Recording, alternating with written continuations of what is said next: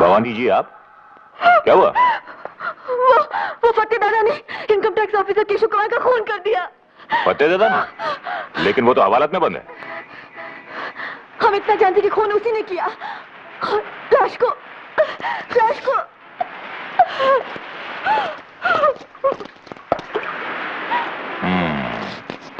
बहुत खूब। हवालात में बंद आदमी ने खून कर दिया और लाश बेपर के उड़ गई।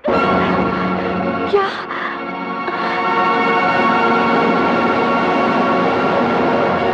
क्या यह सच नहीं है कि एक दिन सुधा ने अपने पति केशव के साथ आपको रंगे हाथों पकड़ा था?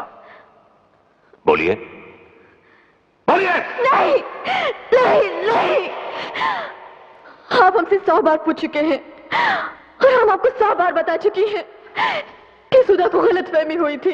कातिलाना क्लाइमेक्स तक पहुंची आपके पगले प्रेम की दर्दनाक दास्तान अब सुनाई डालिए।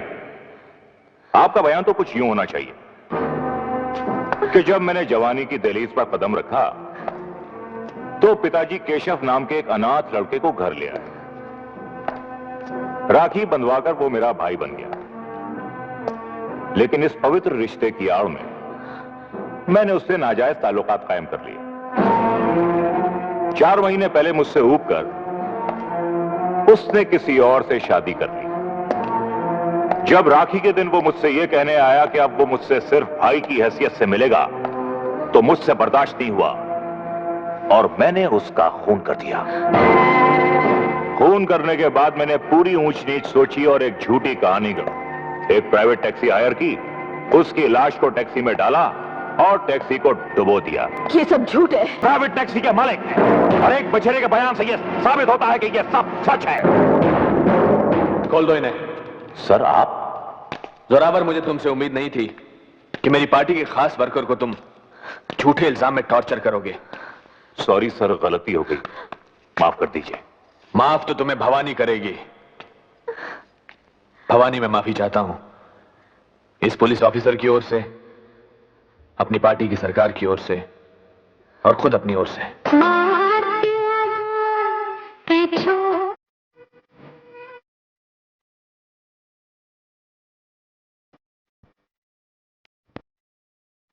आओ फतेह, आओ।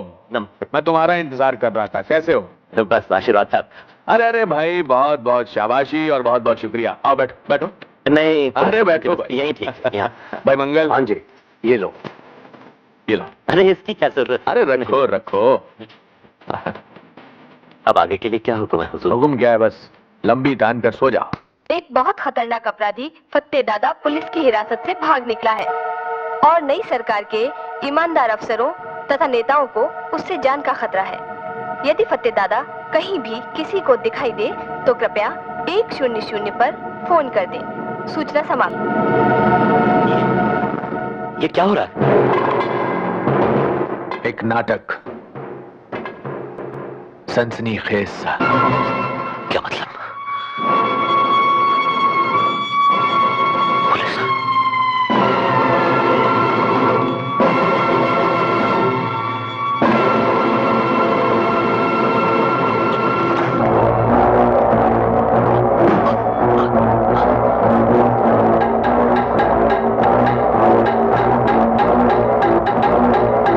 फत्ते, दिलेर फत्ते मौत को पीठ दिखाए, ये अच्छा नहीं लगता।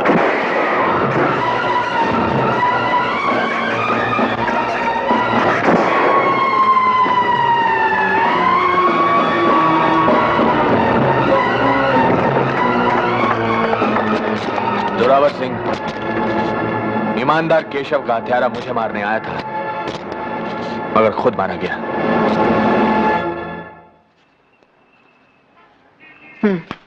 ये लो। अच्छा, तो हम चलती हैं। दीदी, एक बात और थी। बोलो। हम यहाँ आज शाम आपका जन्मदिन मना रहे हैं। हमने पुरुषोत्तम जी को भी बुलाया है। अरे यार, तुम भी हद करती हो।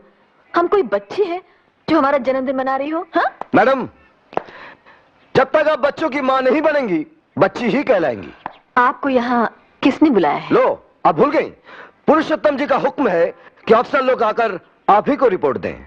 तो आप लिख कर भेज सकते थे, जैसे औरों ने भेजी है। ये मैडम, मेरी लिखावट तो डॉक्टर की प्रिस्क्रिप्शन की तरह है, जो खुद को समझ नहीं आती। मुख्तसर सी रिपोर्ट है, मुंह ज़बानी सुन लीजिए। सुनाइए। पुरुषोत्तम जी के राज में गाड़ियां टाइम से मतलब 5 मिनट पहले छूट रही हैं, और बाबू लोग दफ्तर में टाइम से मतलब 10 मिनट पहले पहुंच रहे हैं। गुंडागर्दी की दुनिया में हर छोटी मछली बड़ी मछली के पेट में पहुंच चुकी है। और हाँ, घूस लेते हुए पकड़े जाने का डर दुगना हो गया है, इसीलिए घूस की रेट चौगनी हो गई है। हर निकम्मा ऑफिसर रिटायर किया जा रहा है, और काम का ऑफिसर उसी को समझा जा रहा है जो पुरुषोत्तम जी के लिए पैसे जुटाए। इंस्पेक्टर आशुतोष, आप तो यही समझते हैं ना कि दुनिया का हर इंसान आपकी तरह नाकारा और बेईमान है? अरे नहीं मैडम, नहीं। मैं समझता हूं इस दुनिया में 1 लाख में से फकत 99,999 इंसान बेईमान होते हैं। एक आपके जैसा नादान भी होता है जो हर बेईमान को ईमानदार समझता है। आप अपनी अक्लमंदी समेत फौरन यहां से चले जाइए।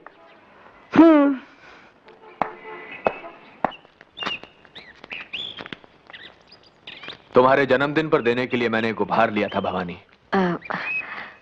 हम उसूलन उपहार नहीं लेती पुरुषोत्तम जी। मैं भी, क्योंकि उपहार की शक्ल में घूस देने की कोशिश भी की जा सकती है, लेकिन यह उपहार तुमको लेना ही पड़ेगा। खोल कर देखो।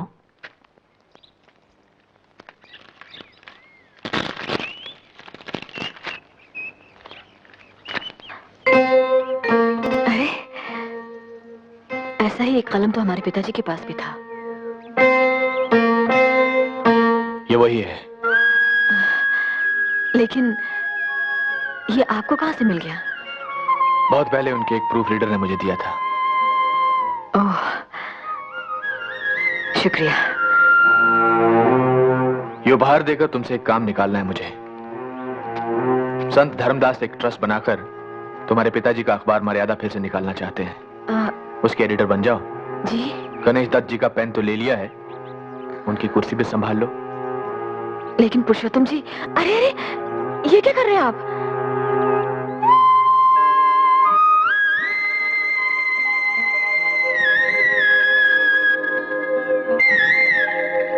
इस गरीब की जान बचा रहा हूं।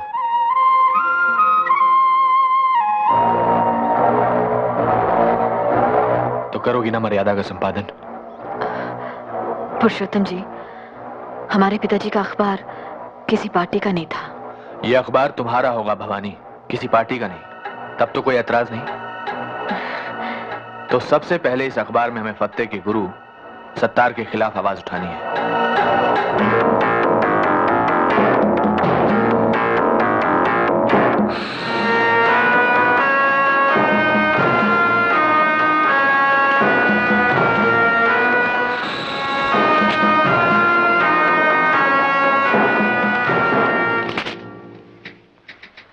अब्दुल सत्तार, अपराध की दुनिया का बेताज बादशाह, इस नाचीज अखबार नवीस से मिलने तो चलाया।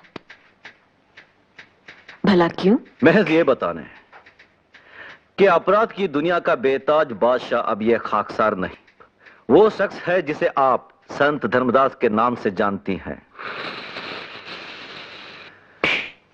गालिबन आपके इस अखबार को चलाने के लिए पैसा भी वही देता है। आपको यकीन ना आ रहा हो तो इस फाइल को पढ़िए। इसमें उसका सारा कच्चा चिट्ठा है। आप इसे पुलिस में क्यों नहीं दे देते? इसलिए मोहतरमा कि पुलिस वाले अब सिर्फ उन्हीं मामलों की छानबीन करते हैं जो आपके अखबार में उछाले गए हों। अच्छा, ये आपसे किसने कह दिया? इंस्पेक्टर आशुतोष ने। मैं कागजात उन्हें दिखाकर ही आ रहा हूं। मेहरबानी करके आप इन्हें छाप दीजिए। हम आप जैसे स्मगलर और दलाल को एक शरीफ आदमी पर कीचड़ उछालने का मौका नहीं दे सकती। स्मगलर कौन नहीं है मोहतरमा? आपके मालिक पुरुषोत्तम तो ख्यालात तक बाहर चला रहे हैं, हिटलर के। और दलाली तो आज का सबसे ज्यादा पसंदीदा पेशा है। कोई जिस्मों की दलाली कर रहा है तो कोई जिन्सों की। लीडरान अपनी कौम को बेच खा रहे हैं और अखबार नवीस अपने कलम को। मगर हमने अपना कलम नहीं बेचा है। तो क्या आपने धर्मदास की दुकान जमाने और मेरी दुकान उखाड़ने के लिए ये सब मुफ्त में छाप दिया है? इंसान कोई भी काम तभी करता है जब उसे कुछ मिल रहा हो या मिल सकने की उम्मीद हो। माँ बाप तक बच्चे की परवरिश इस उम्मीद में करते हैं कि बुढ़ापे में वो उन्हें सहारा देगा।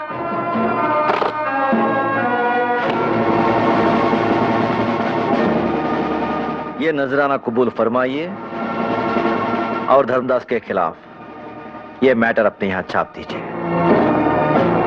बाप की ये कमाई आपको ही मुबारक हो। कागजात छोड़ जाइए और तशरीफ ले जाइए। अरे मैडम मैडम मैडम मैडम, एक तो शेर सुनती जाइए। जी धन्यवाद, हमें आपसे कोई शेर वेर नहीं। अरे शेर नहीं तो गधा सुन लीजिए अपने पुरुषोत्तम जी के स्वच्छ प्रशासन के बारे में।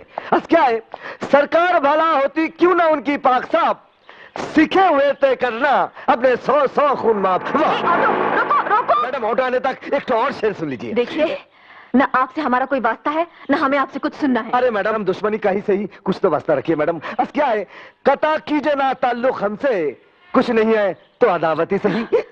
घर में आपकी माँ बहन तो होंगी ना, जाकर उन्हीं सुनाइएगा ये शेर शायरी। ओ मैडम एक मिनट, आइंदा अगर ऐसी बात हमारे सामने बोली ना तो एक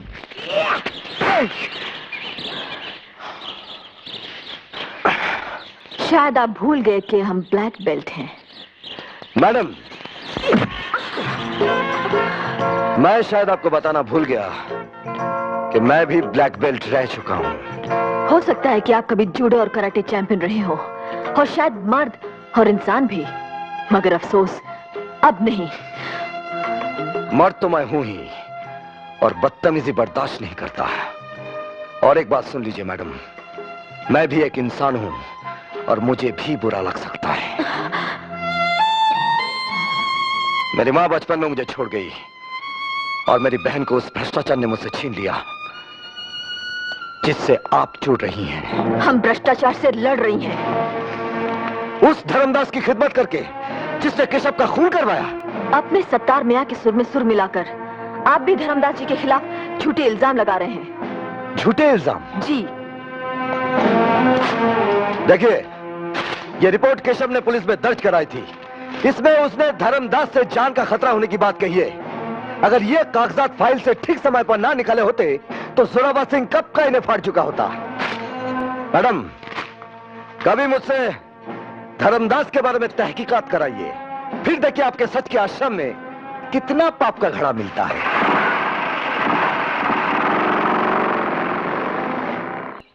यकीन मानो भवानी, अब मुझे तुम्हारे सिवा किसी और पर भरोसा रहा ही नहीं। जो मेरे बहुत नजदीक के लोग हैं उन पर तो खास तौर से मुझे शक है। तुम निश्चिंत रहो, धर्मदास के आश्रम पर छापा डलवाने के लिए मैं वैसा इंतजाम करवा दूंगा जैसा तुम चाहती हो।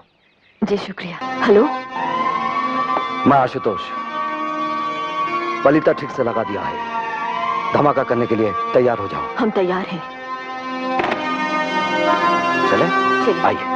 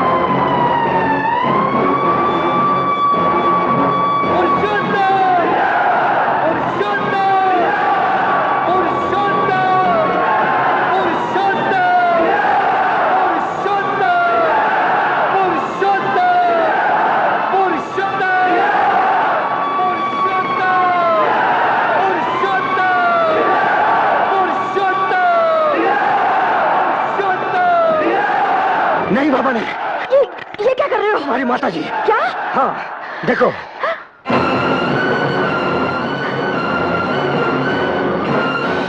माँ, लेकिन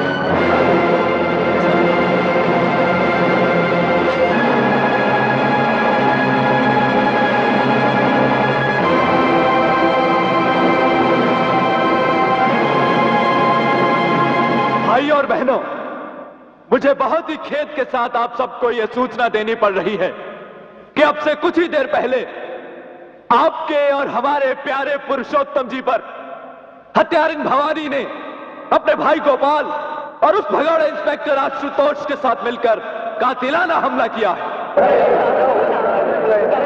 लेकिन भगवान की दया और जोरावर सिंह की मुस्तैदी से पुरुषोत्तम जी बच गए।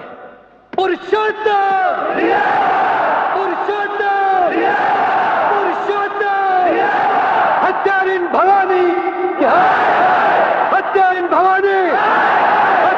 शांत, शांत, शांत। एक हमलावर गोपाल पकड़ लिया गया, लेकिन पुरुषोत्तम जी के सिर पर काफी चोट आई, इसलिए डॉक्टरों ने उनसे कहा है कि जनता को दशहरे की शुभकामनाएं अपने घर से ही दे दें। तो साला डरपोक अपनी दड़बे में छुपा हुआ है। चलो वहीं चलते हैं। लेकिन माँ जी, माता जी को छुड़ाने की जिम्मेदारी मेरी है। तुम जाओ भवानी।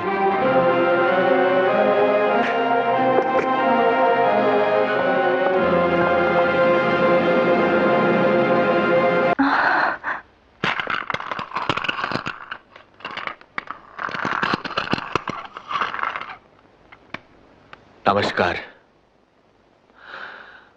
मुझे अफसोस है कि मैं आपकी अगवानी करने के लिए, आपका आशीर्वाद लेने के लिए रामलीला मैदान में नहीं आ सका। आपने सुना होगा कि आज कुछ लोगों ने मेरी जान लेने की कोशिश की। भगवान ने मुझे बचा लिया, क्योंकि वो चाहता है कि मैं अपने गरीब भाइयों और बहनों की सेवा करता रहूं। अब्दुल सत्तार, हट जा मेरे सामने से। आज तो मुझे मेरी मौत भी नहीं हटा सकी जोरावर सिंह। उसको भी मेरी कसम पूरी होने तक रुकना होगा।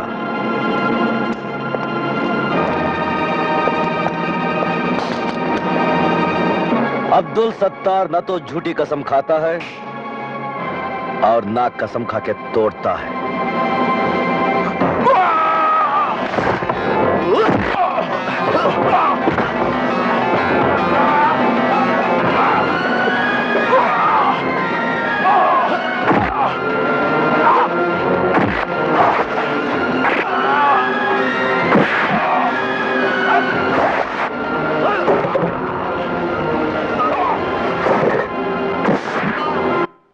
मैं राजनीति में इसलिए आया कि मैंने देखा भ्रष्ट और निकम्मी बिरादरी नया सवेरा लाने के नाम पर हर 5 साल बाद हमारे और आपके वोट से सत्ता में आती है और वही पुराने अंधेरे हमें और आपको बांटती चली जाती है।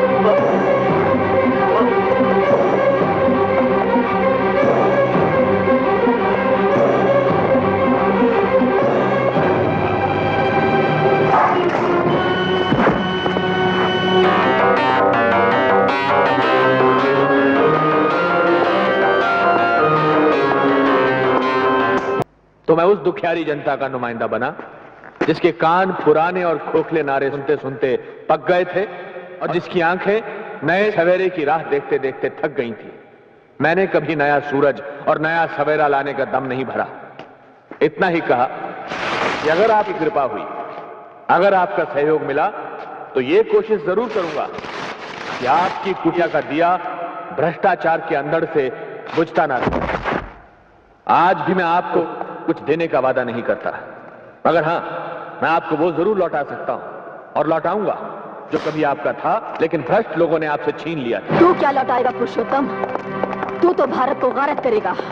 चल अपना नकाब उतार और दिखा जनता को अपना चेहरा। क्या मजाक है? मजाक बहुत संगीन है। अरे कोई है? यहाँ हमारे सिवा कोई नहीं है।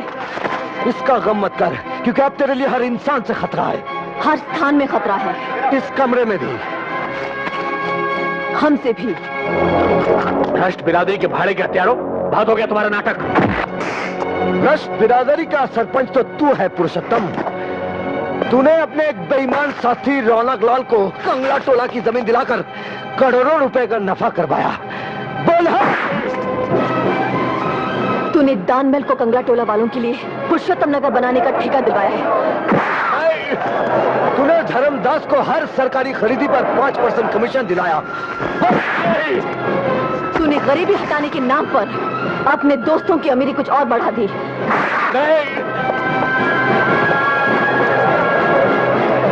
तूने गरीबी हटाने के बजाय गरीबों को ही हटा दिया शहर से। बोल हाँ।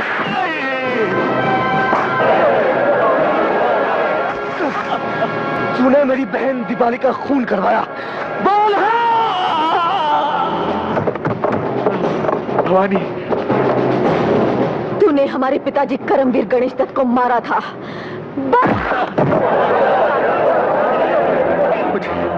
मुझे मारकर तुम्हें क्या मिलेगा भवानी? भ्रष्टाचार से लड़ोगी तो अपने पिताजी की तरह दुख पाओगी, और भ्रष्टाचार से जुड़ोगी तो संसार का हर सुख भोगोगी। दूसरों को दुख पहुंचाकर जो मिला हो वो सुख नहीं, पाप कहलाता है। मुझे छोड़ दो। मैं तुम्हें माला माल कर दूंगा। कहाँ? अपनी जेल में? कब? फांसी पर चढ़वाने के बाद? नहीं, अभी यही।